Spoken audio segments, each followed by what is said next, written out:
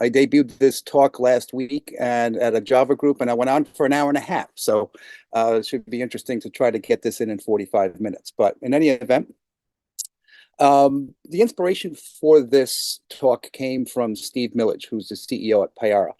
And Sorry, he had a blog Michael. post. Yes, I'm sorry to interrupt. You have to share your screen. that would help. Okay. I thought I did that. No. Sorry about that. All right. Not a good way to get started here, is it? Thank you. Okay. So we got to, there we go. So that's the Newport Pell Bridge you see in the background in Newport, Rhode Island. And it's a very pretty picture. So I wanted to put that on there. Yeah, so the inspiration for this talk came from a blog post by Steve Millage, who's the CEO at Payara, back in late March of this year. And two things he said. He said from the initial lift and shift, which refers to Jakarta EE8, to the new namespace change in Jakarta EE9, to the specification work done in Jakarta EE10, a lot of effort has gone into making Jakarta EE a solid basis for open source developers. He also went on to say that with that done, there's now the opportunity to start taking Jakarta EE beyond the Java EE era. With Java 21, and at the time it was on the horizon, there's now the opportunity to make sure Jakarta EE is always leveraging the latest and greatest capabilities of the new Java version, build new specifications, and further unify and simplify the platform.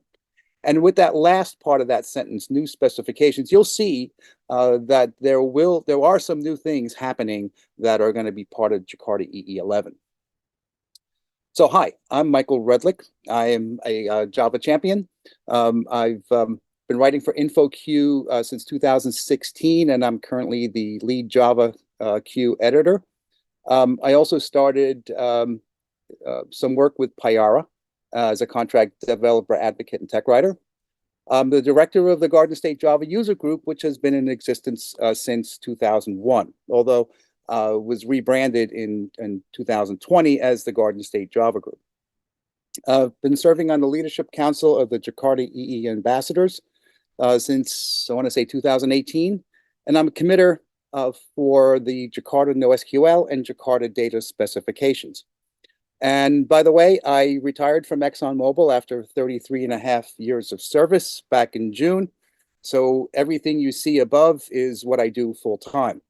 I always like to say that I retired from ExxonMobil, but not the Java community. So anyway, so here's the agenda for today, and we'll take a look at the evolution of Java EE and Jakarta EE.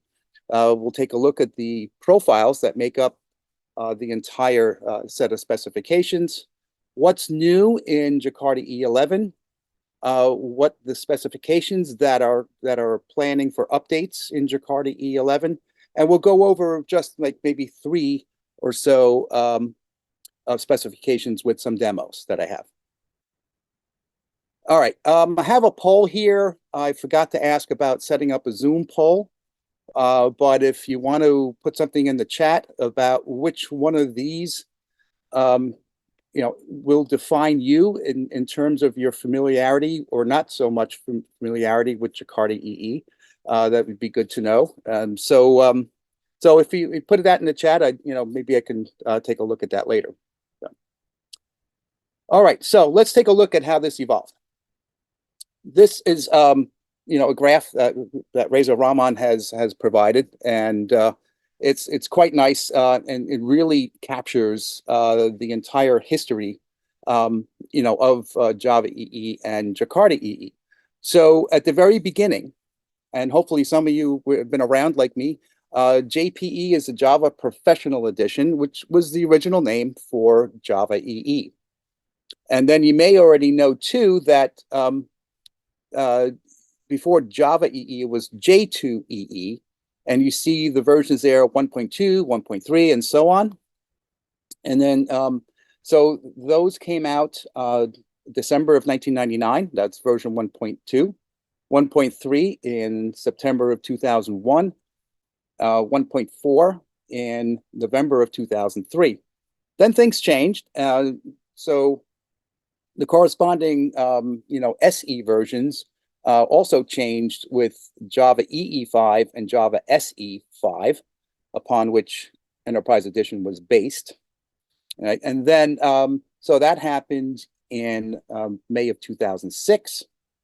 Java EE 6 was in December of 2009. Then 7 was May of 2013. And then I'm going to pause here because there was a lot of controversy between Java EE 7 and Java EE 8. And there was a lot of delay, and I'm not even going to get into the whys or what have yous with that. But in 2016, two initiatives started because of this delay in getting Java EE 8 released. And the first one is Micro Profile, and it was introduced in May of 2016, and then I think in December of 2016, version 1.0 featured context and dependency injection, JAX-RS, and JSON-P. And this was sort of like what was considered the minimal set of specs to put out, some, a cloud, well, not necessarily cloud, but microservices architecture. So finally, in 2017. Oh, and by the way, the second initiative was the Java EE Guardians, which evolved to the Jakarta EE Ambassadors. So in August of 2017, Java EE was released, and everybody was happy, and and this was great. And then Oracle donated Java EE to the Eclipse Foundation. And now all this time it was closed source. So the intent was to have this open sourced, and because of Oracle branding with the Java name and the JavaX namespace, we'll talk about that in a bit, the name had to change. And this was a community effort to find a new name. It was really cool. And in, I want to say April, or before that, early 2018, the name was chosen, but in April of 2018, the logo that you see on the left with the schooner, that was formally introduced by the Eclipse Foundation, along with the claim that they are the new home for cloud native Java. So, so yeah, this was a great time, and Jakarta EE 8 came out in September of 2019. Now, essentially, Jakarta EE 8 was the same as Java EE 8. Just it was open sourced and everything was a clean start. So the name was changed, but not the namespace. That had to change after that, and that was Jakarta EE 9. And they refer to that change, that namespace change, as the Big Bang. There was some debate about how to implement that from JavaX to Jakarta, but it ultimately got done. And then from there, you see Jakarta EE 9 was in December of 2020, so just 3 years ago. 9.1 came out in May of 2021, and 10 was released in September of 2022. Jakarta EE 11. Originally, it was planned for the first quarter of next year. That's been updated to the first half of next year. So that's where we are with that. So a long, rich history for sure. All right, so we've completed that objective. Let's get into the profiles. So there are 3 profiles: platform, web profile, and core profile.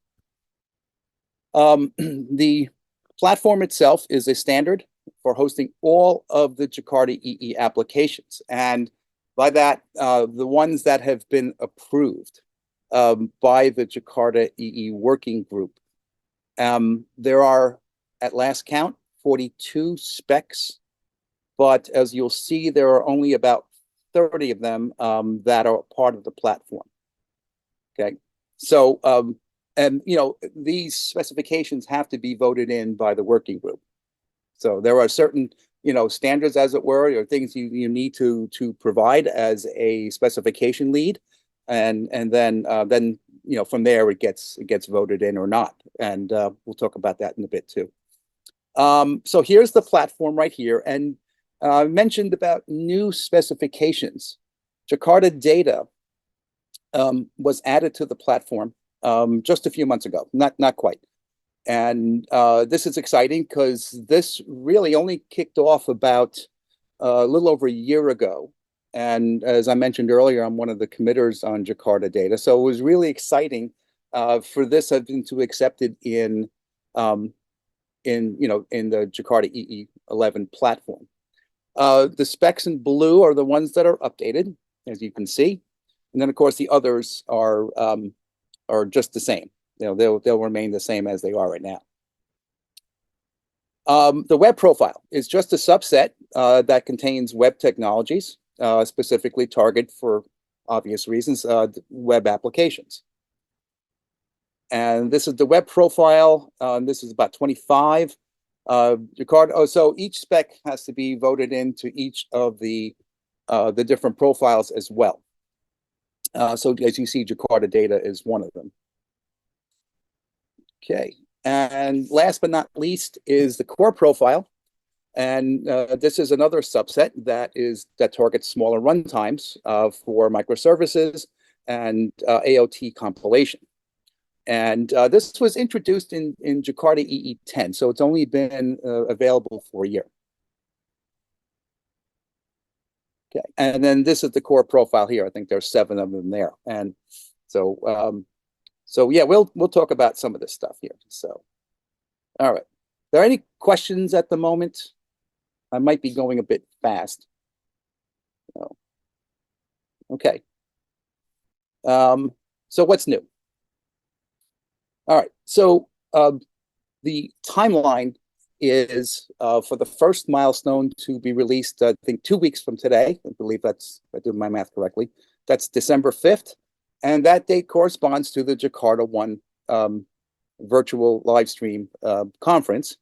So the intent, of course, is to have the big announcement that the milestone 1 release is available.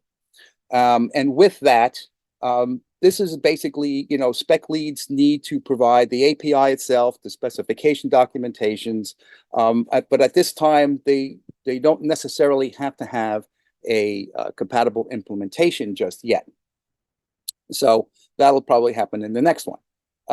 The second milestone release, based on the effort it would take to get this first milestone release out, is January or February of next year.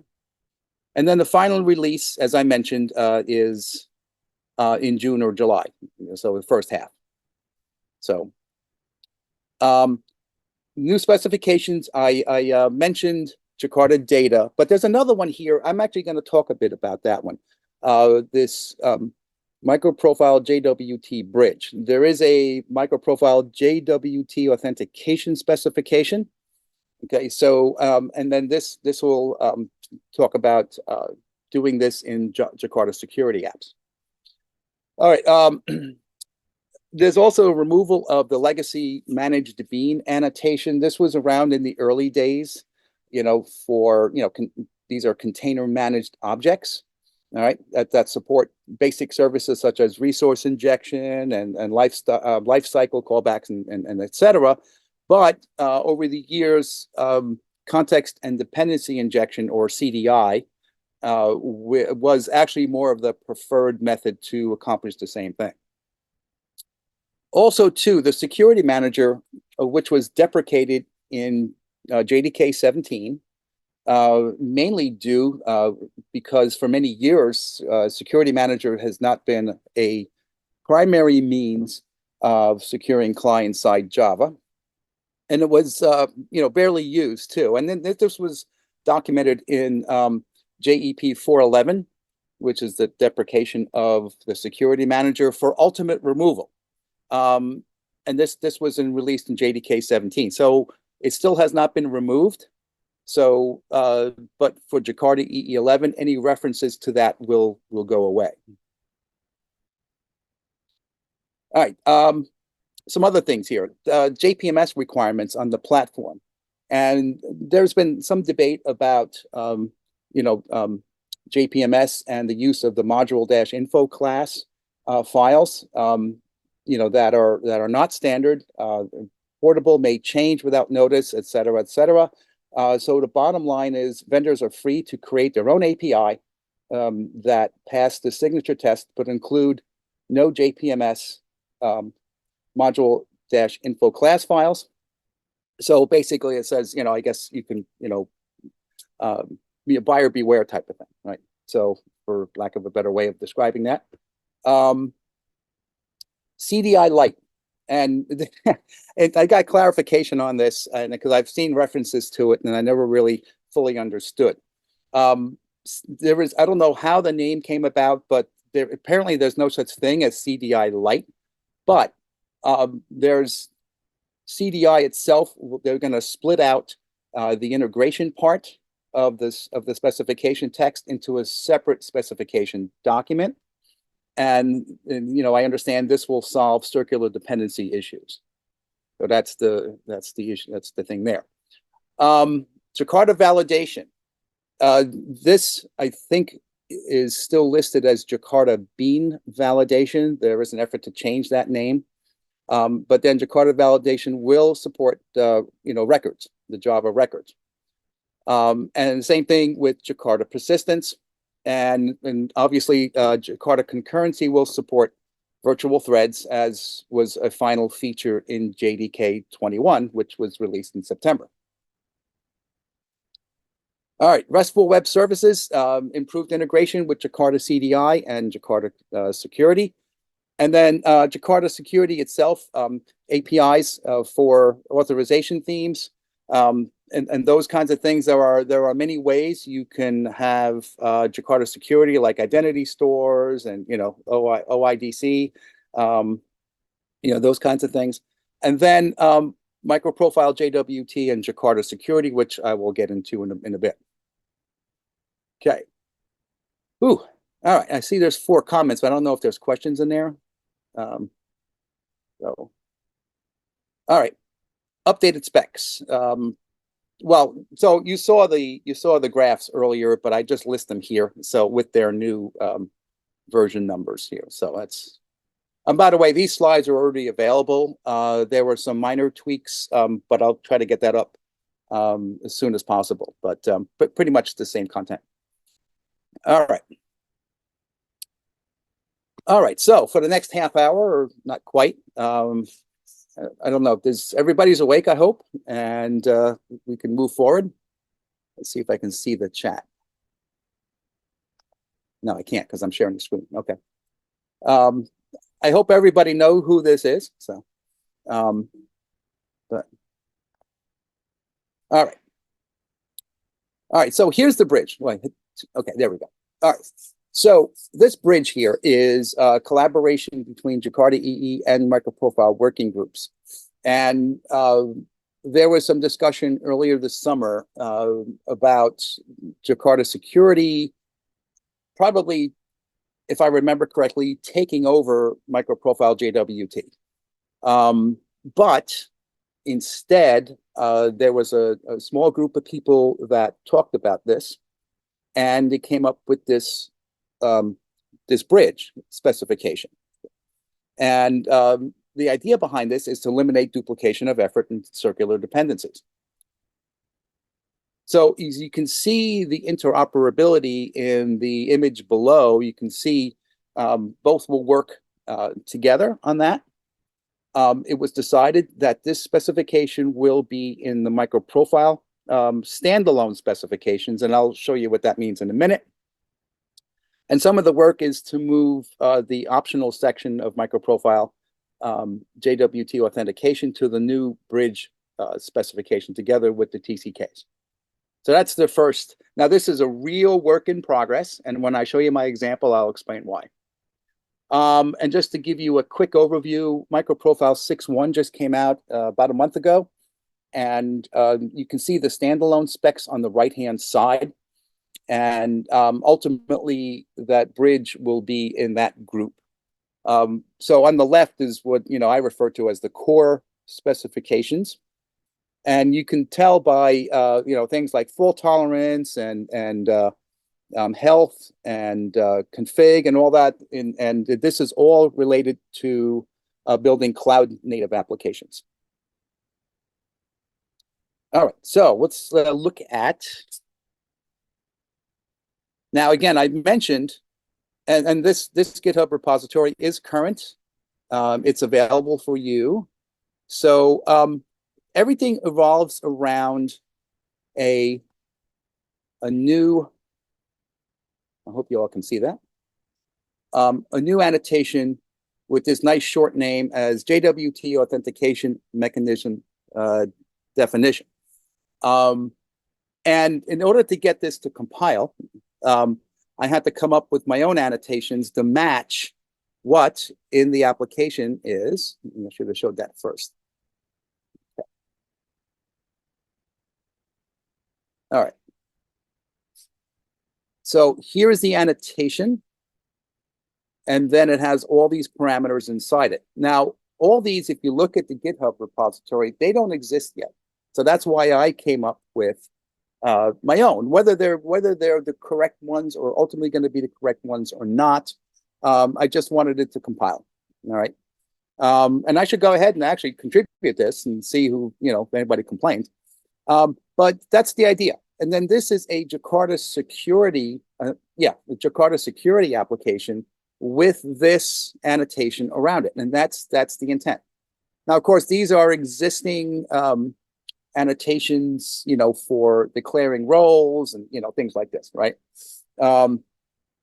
So in this example, we have admin, audit, and user as the roles, and, the web servlet annotation defines the endpoint and that kind of thing. All right. And then just to give you an idea, this is basically what I came up with. Like I said, whether or not it works, it's the right one.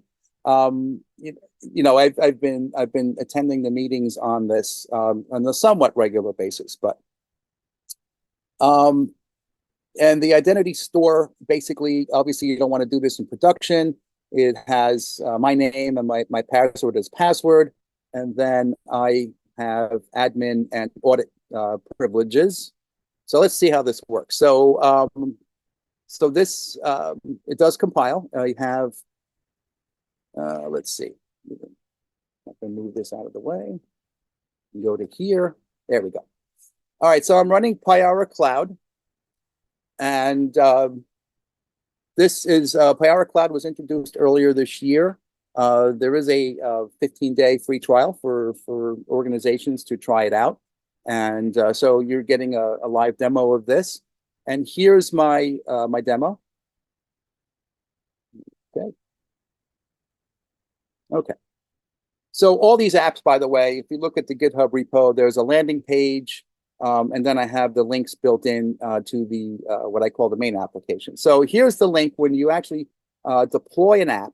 You get the live URL, and when you click on that, okay, this is the landing page I have. All right, and then the main application. Okay. Now, it when I was testing it out, it did have a login page. And apologize for it not being, I guess it times out after a while where you have to use before you have to log in again. But there's actually worked. But anyway, yeah, it's pretty much simple as that. But when the login dialog came up, I just typed in Mike and the password, and it sent me to this page right here. So if anybody has questions on that, there's still the original 4 in the chat, or at least comments anyway. Okay. So next, let's go back. There we go. All right, Jakarta data. So again, this is a new specification in Jakarta EE 11, and this provides an API for easy access to database technologies. And the idea is, and I don't have the graph of it, but just imagine Jakarta data, and then underneath would be Jakarta NoSQL and Jakarta persistence. So of course, Jakarta NoSQL for NoSQL databases and Jakarta persistence for relational databases. There's this, the main highlight there is this repository interface, and then the framework will implement it for you. So we'll see an example of that. Current version is milestone 1. And then when Jakarta EE11 is reached, obviously version 1 will be the formal version. And then as far as compatible implementations, these are the folks here that you see on the screen that are working on finalizing that. That's not complete just yet. This is, again, this is still brand new. So you'll see that, this is a good support for this specification. I just want to mention Jakarta NoSQL. This has been around a little bit longer. I joined as a committer, or elected as a committer, about a year and a half ago or so. Unfortunately, that didn't get voted in. It was on the ballot.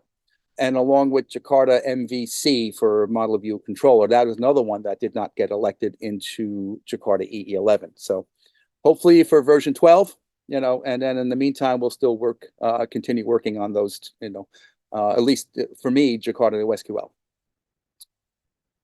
All right, so what's new? So originally this has changed like 1,000 times, right? At least it feels that way.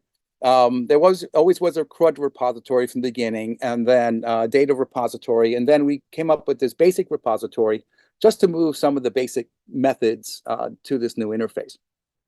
And we also have some new insert and update methods in the CRUD repository interface.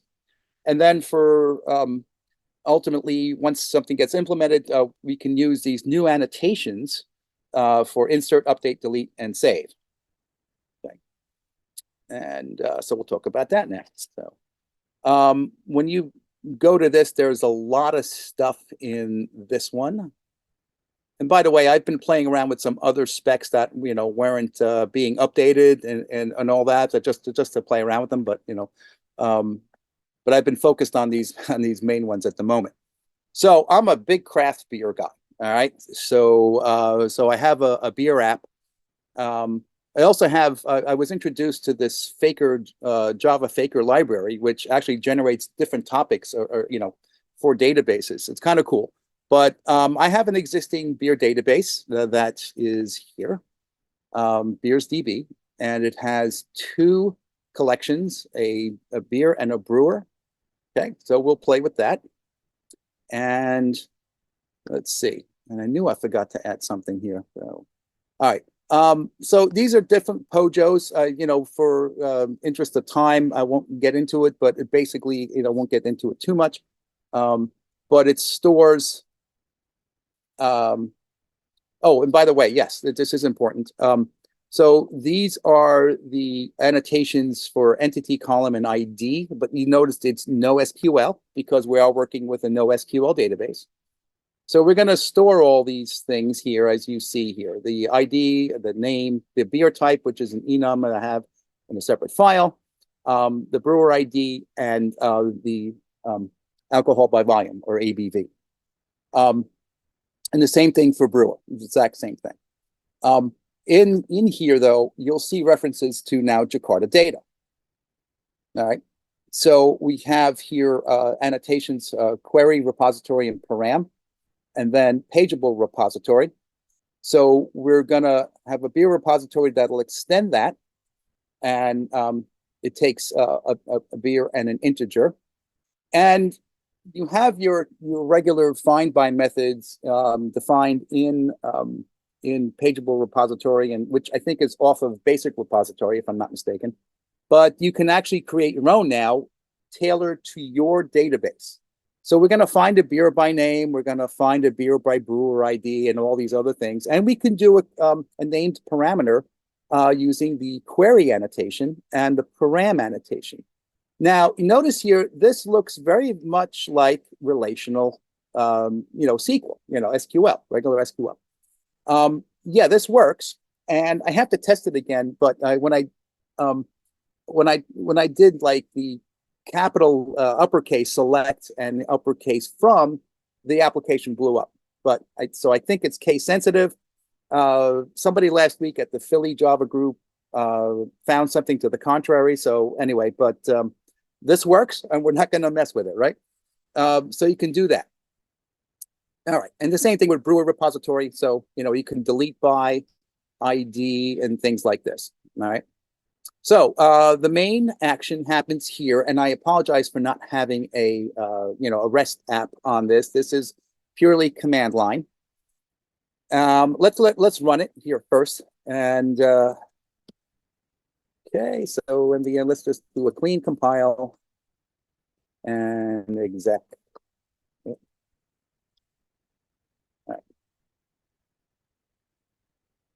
So I have some pauses in here so we can see what's going on.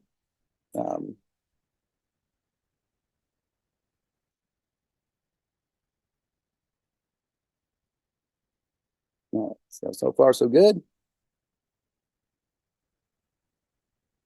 There we go. So I'm getting the number of beers in the database and the the number of beers and number of brewers. And we'll go by this. Let's see. So here's pagination, page 1, and then page 2, page 3, and then all the brewers. All right. And then the shutdown happens, and then I get all these crazy things, which I think there's a fix for it. But I did not insert a database. So let's go back to the code now that you've seen it run. All right. And again, I got to watch my time here too. All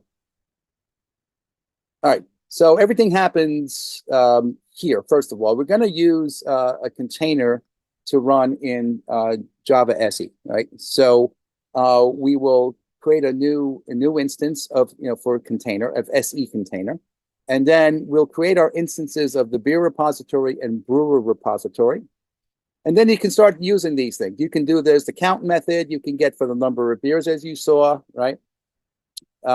And here's how you would insert a beer or a brewer in this case. I'm sorry. Using the builder methods that I created. The same thing with beer. And I forgot to add one and to save because I had duplicates, right? So, and then just as you, so here's using the query name parameter. So you use the query method, okay? The name you want to find, and then for each and put it out. And so if there's more than one, it'll display it. We can find by ID, okay? We can find by name, find by brewer ID. And that's when we put in a number that's Southern here, and then more importantly here, or hopefully more interesting, is the pageable stuff. Now, technically, you want to loop something like this. I didn't quite get it to work, and I think I know why. But so we'll do page 1. So we use pageable.ofPage, which with the parameters, it uses the index or the starting page as a variable, or you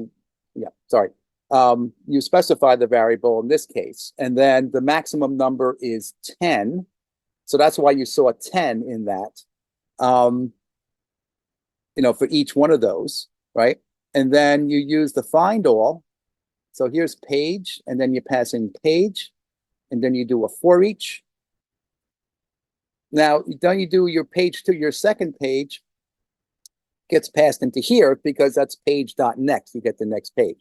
So, yeah, I'm going to try to see if we can loop all this, but you can see where I had an issue because when I did loop it, I got the same stuff every time. So that's not what we want.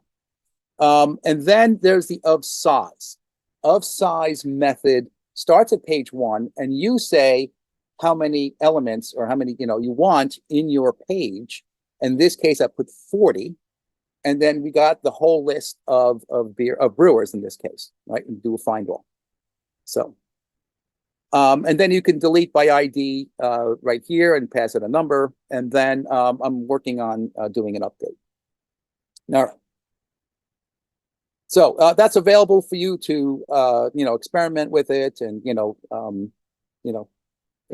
you want to provide input, that's great. Appreciate that. All right, so let's go back to to move things around here first. Okay. All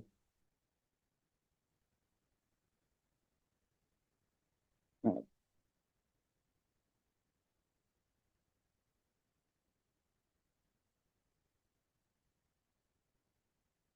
All right, Jakarta security. Okay. This creates a standard for creating secure Jakarta EE applications, right? So the current version is 3, but the updated version will be 4. And the compatible implementation for in Jakarta EE 10 is Eclipse Soteria 3.0.2, and for 11 it's to be determined, but it's going to be the same compatible implementation. All right. So what's new? There's a user choice of authentic mechanism, whether you want to do an identity store or OIDC or all that. Okay. And then I mentioned the interoperability with microprofile JWT authentication. And it's an alternative to the roles allowed annotation. And this is, so roles allowed is defined in Jakarta annotations. And I think you saw declared roles in my example earlier, the same thing.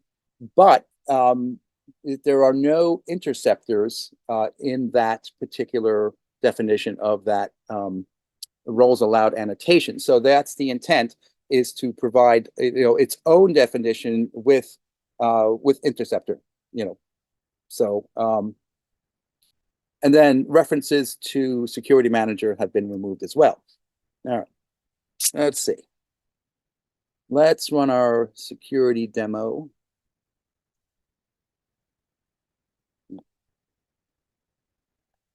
Bridge, security.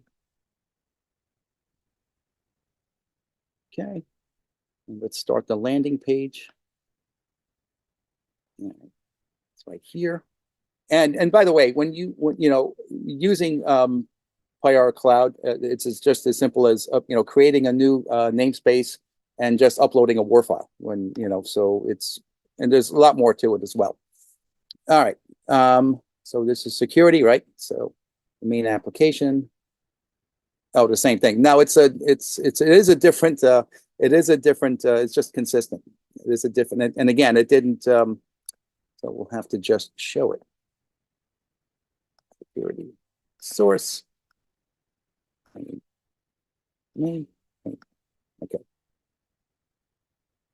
All right. So here's our application identity store. It's almost similar to the other one that you saw on the JWT bridge. Security application. It's obviously not like the JWT bridge one. Very similar. I kept everything consistent, like the different roles and whatnot. And it still has the same, the same output, and it's a servlet. So as you can see, security application extends HTTP servlet. So that's the response and the request, right? All right. So let's see, we've got a couple more minutes. That's good. Good. Yeah, I may have to shorten this, maybe just do one less demo or something, but Jakarta servlet. Obviously, servlets have been around for a long time. It was in the early days of J2EE, right? It's a server-side API for handling HTTP requests and responses. I think a lot of you know that already. So the current version is 6, up 6.1 will be the new one. And Eclipse Glassfish for Jakarta EE 10 is version 7.0 milestone 4. Glassfish now is 7.0.10. I think it has 10 maintenance releases right now. So I expect something along that will be the final version. Maybe, they update it once a month, once every other month, something like this. So, okay. Yeah, so what's new is the control of status code and response body when sending a redirect. Oops. Hit that. Add a query string attribute to error dispatches, constants for new HTTP status codes. And again, references to security manager have been removed. Okay, and let's go over there. And this one's a little more interesting. And by the way, a lot of this I got from the examples in Jakarta EE, just as a starting point. And So yeah, there's a hello world servlet and all that, but there's a coffee dashboard servlet that's kind of fun. And then based on your preferences, okay, there is an HTML file which you'll see, and then there are some wiring of parameters and types, and what depending on what you on what you choose, and let's take a look at that now. Okay.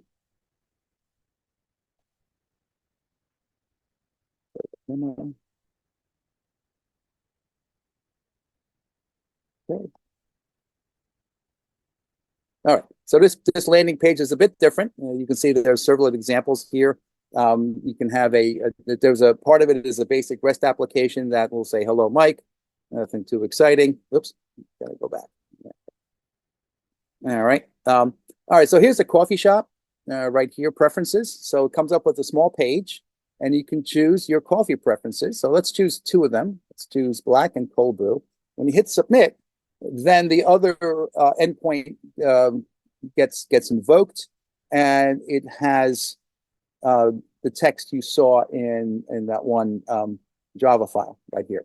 So if you chose one, only one would show up, and all that. So you can see how servlet works together. What else was there? Anything else? Oops, I just came back. All right. Oh, then hello world servlet. So yeah, nothing too exciting. So and these landing pages too, by the way. So I believe I have the full URLs in the documentation. You can try these, in there. And so let's see. Got roughly 2 minutes thereabouts, maybe not quite.